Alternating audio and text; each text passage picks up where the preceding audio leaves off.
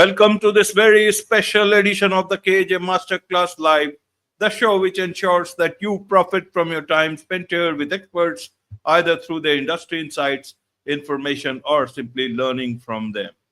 And today we have with us Marko Petrovic. He is a best-selling author, explorer, and we'll learn from him about ancient rituals, sacred journeys, and timeless wisdom that can help us reconnect with our true selves. Welcome to the show, Marko. Thank you so much. Great to be here. You are welcome. Welcome to the show. Welcome to India in this online form, Marko. And I'm sure not just in Wonderful. India, but a lot of people across the globe will benefit from what we are going to talk right now. We'll learn about ancient wisdom. We'll talk about modern awakening. We'll learn about ancient rites and ancient sites. So many things we'll learn about. But before that, let's learn a bit about your journey, your background, so that people know who they are listening to. Yeah, sure. I mean, my journey is something that was mostly uh, through my younger years, lived through the lens of the modern world. So I was born in the Balkans in Europe, and then I was raised in Australia for almost 30 years.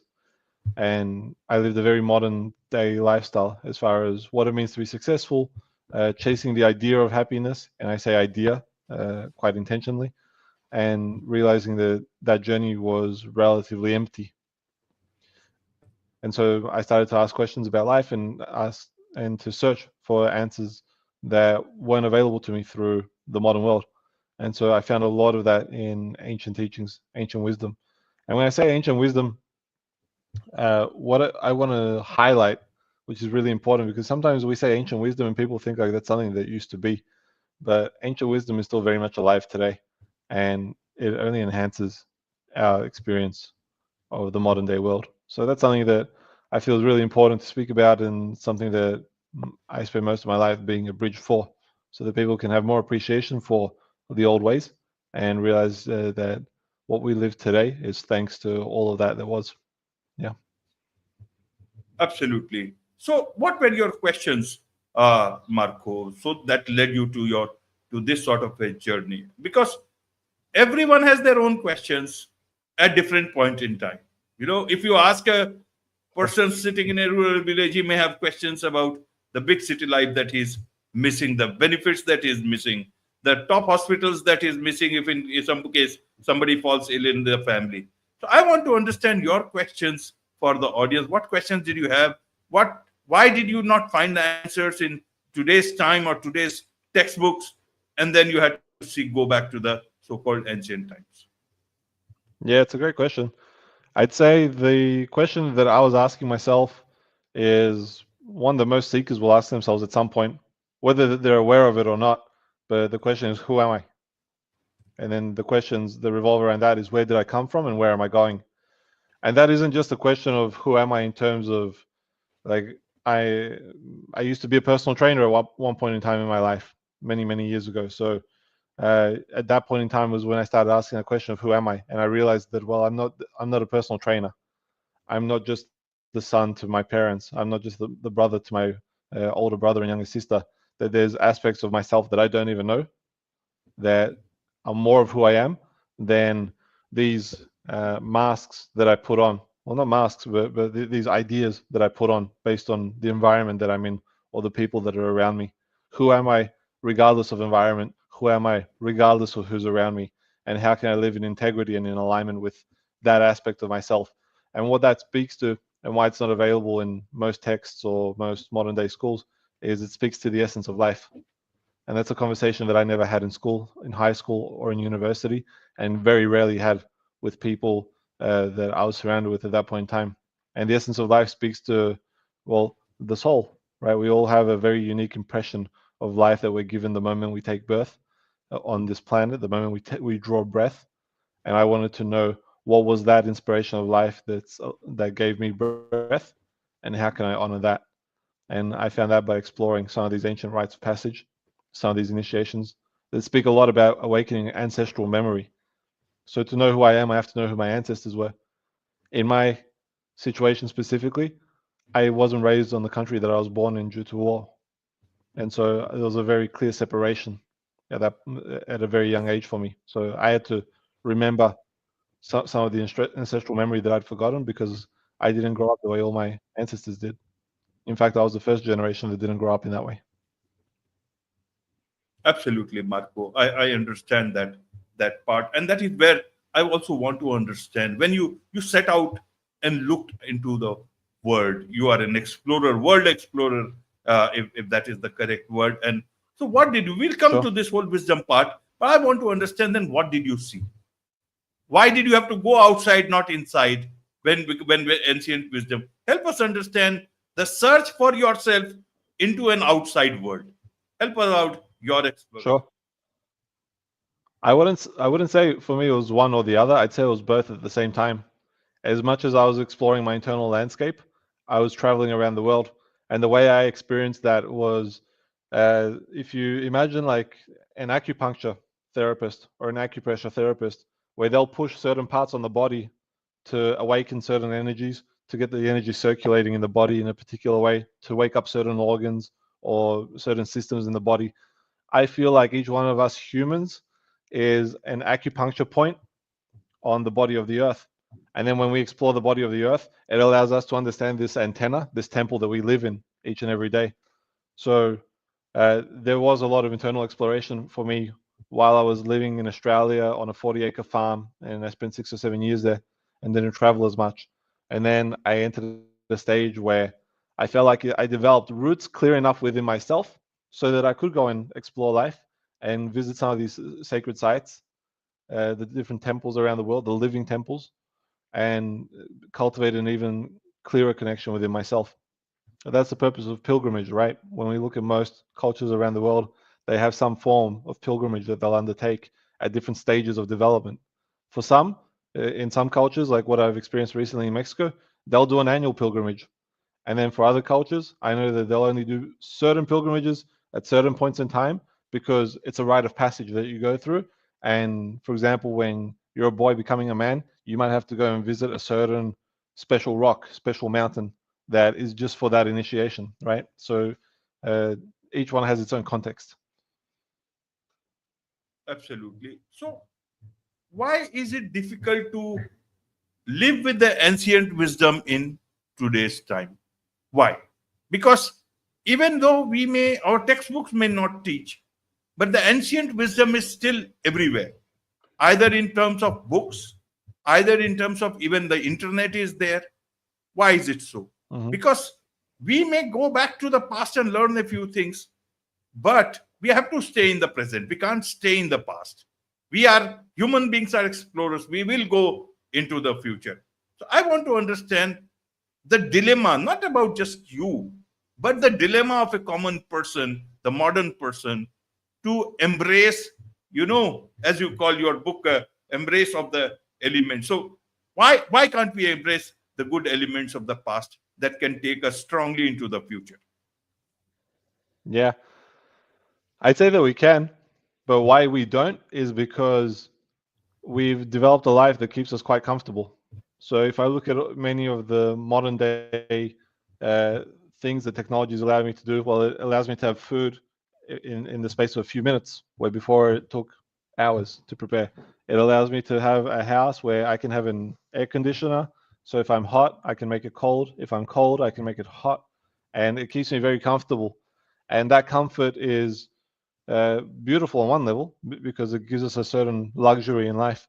But that luxury also creates like a blanket that desensitizes us to life because now, because of this air conditioner and these four walls that I'm in and the roof over my head, which is a very beautiful thing, I don't experience nature anymore in the way that my ancestors did. So my grandfather and grandmother, who grew all their own food and were out in nature 5, 6 hours a day, I'm now indoors and I spend most of my day working from my laptop. It's a very different lifestyle. And so I believe that we can have both, but it requires us being diligent and disciplined enough to create a lifestyle that allows us to stay in touch with life as much as staying in touch with all this technology that we have in today's day and age. Right. So isn't it a personal choice?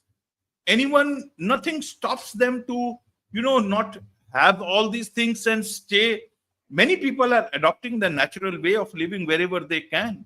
Many people are going to the smaller places to understand. And why I say this is that human beings have always looked at innovation, exploration. As earlier, they did not know much about fire. They discovered fire, and then that helped them to cook food, to take, to put the animals away, those dangerous animals which were living on the periphery of their villages and all. And then with Mhm. time, they also invented the wheel. That was long, long ago, and that led us to the present age. So how, earlier on, they used to, where is the dichotomy here? Where is the problem here? Which is the place where we actually disconnected from everything? Is there a particular place in time? Have you ever thought about that? Because now we are entering into a different zone altogether with artificial intelligence coming in. Sure. I would I wouldn't say it was a particular time for all of humanity, but I'd say it's happened across the world for the most part. I mean, there's still cultures that are very much intact and that are still practicing things according to their traditional ways, which is a beautiful thing. And I also see that a lot of it has been forgotten. For example, through Europe, most of that was forgotten with the uh, the waves of the different empires that came through. For example, where I'm from, the Ottoman Empire, the Austro-Hungarian Empire, then the Roman Empire. And each time one of those waves of empires came through these lands, well, they washed away some of the traditional pagan cultures that existed, and they invited some of their indoctrinations, right? And so I'd say it's happened over a much longer period of time than what we realize. But regardless of how long it's been happening for, to me, the exciting piece is that all of that wisdom is contained in nature, right?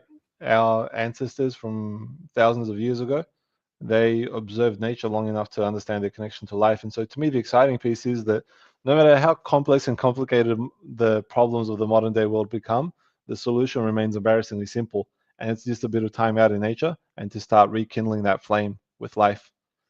Because to me, the danger of, you mentioned artificial intelligence and all of this, is the danger is that it takes us further into that reality.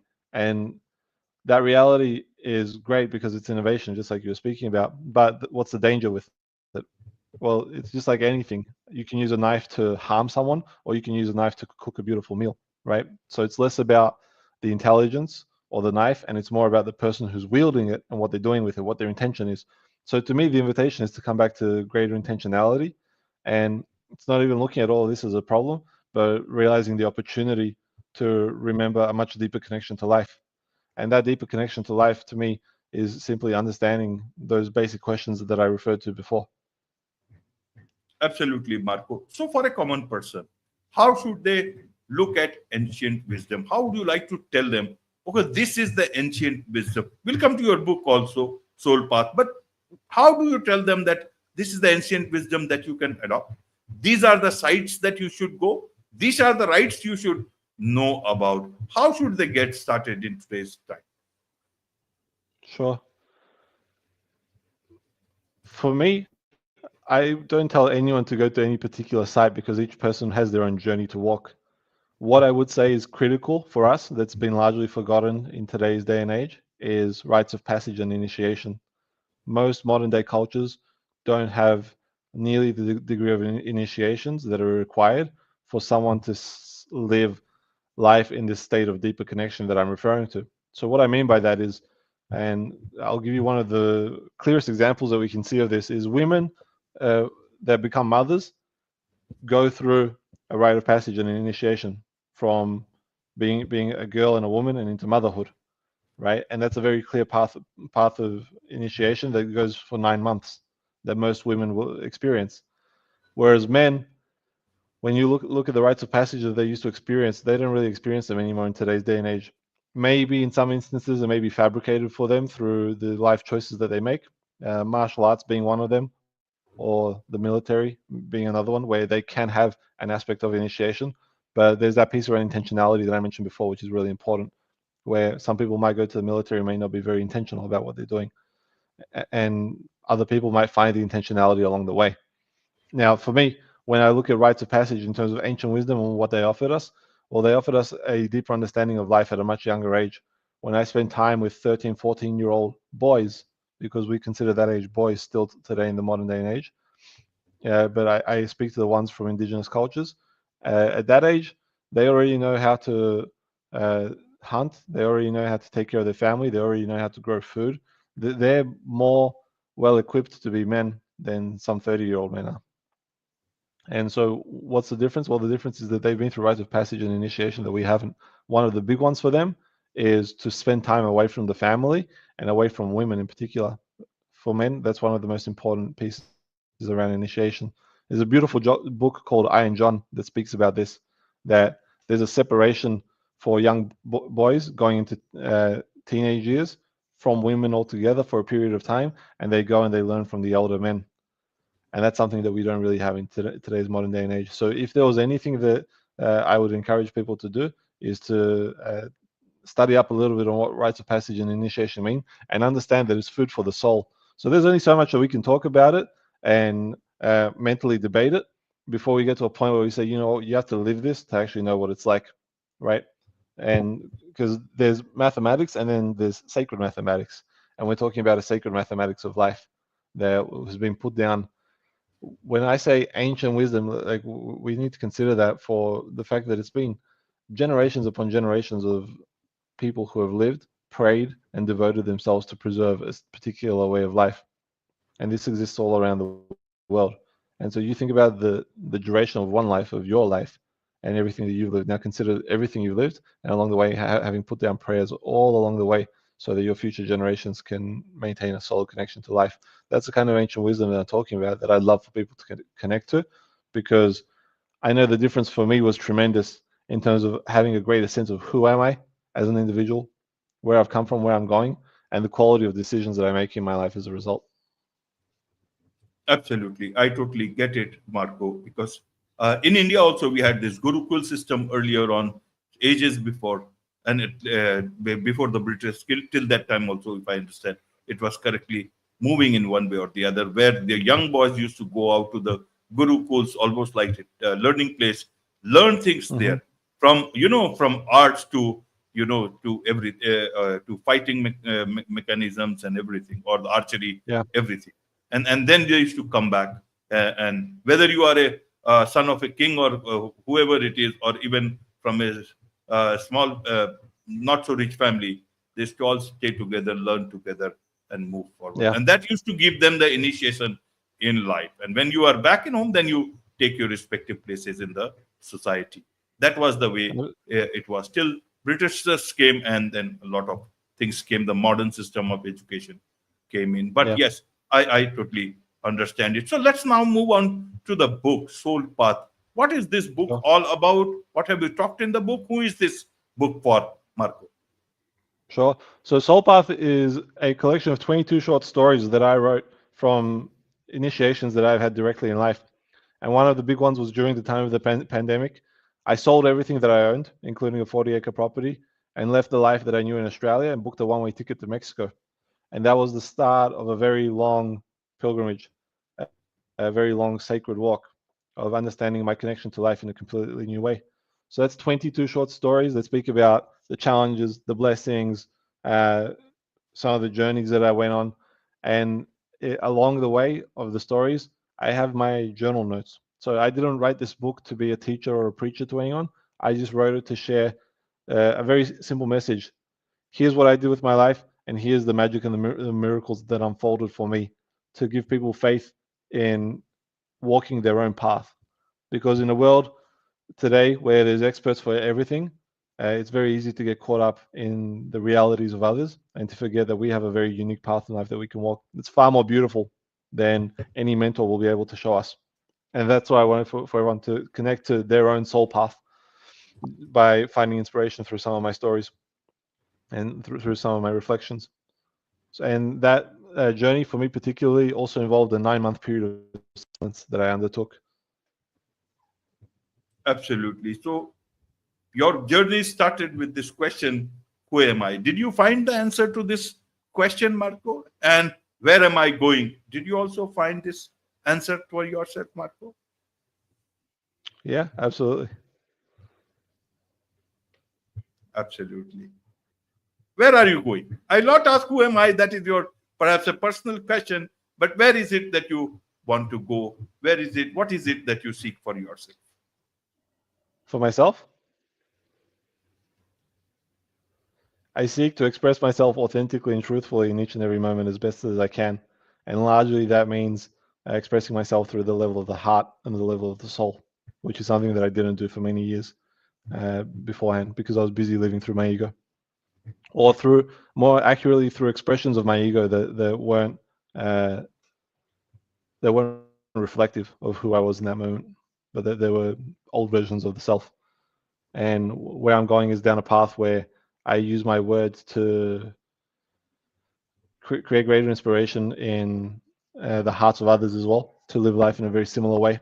And what I mean by that is there's this beautiful teaching from some of the indigenous cultures in Mexico that I really appreciate, where their leaders who used to guide society and civilization back in that time, they were referred to as he who can speak with the colors of the wind. And so it was those who had the capacity to express themselves most beautifully. So where I'm going is down a path of beauty and beautiful expression, and doing my best to tread carefully and communicate and express myself in a way that feels like I'm planting flowers everywhere I go. Wonderful, wonderful. You have expressed yourself very, very clearly, and I can, I understand now where people can learn a lot. So all I can say is that people, there's so much to learn from you, and I'm sure a lot of people would want to connect with you, learn more from you, about your journey, about your books, learn from them. What is the best way for them to do so? Yeah, the best way to do it is on Instagram. They can connect with me there, and my handle is Meet Marko, MEETMARKO. Wonderful. With this, it's a wrap on this very special edition of the KJ Masterclass Live. Thank you so much indeed for joining us. Thank you.